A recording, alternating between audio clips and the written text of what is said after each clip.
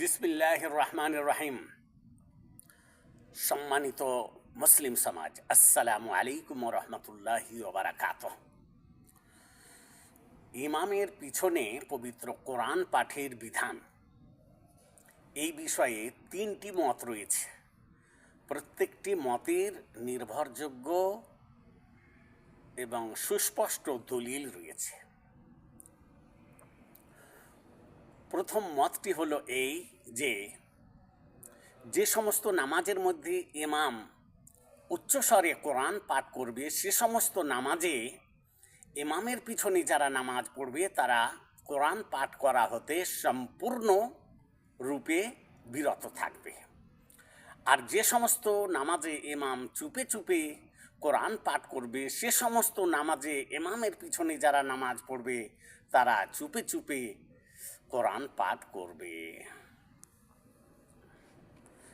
দ্বিতীয় মতটি হলো এই যে নামাজের মধ্যে ইমাম চুপে চুপে পবিত্র কোরআন পাঠ করুক আর উচ্চস্বরেই পবিত্র কোরআন পাঠ করুক, ইমামের পিছনে যারা মুক্তাদি হিসাবে নামাজ পড়বে তারা সর্বাবস্থায় সূরা ফাতিহা পাঠ করবে।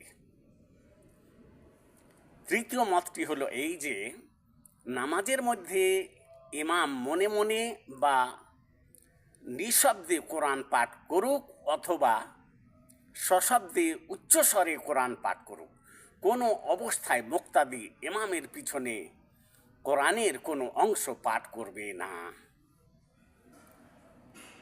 আর এরই উপরে ফতোয়া রয়েছে বিখ্যাত সাহাবী আব্দুল্লাহ বিন উমর রাদিয়াল্লাহু তাআলা আনহুর। আর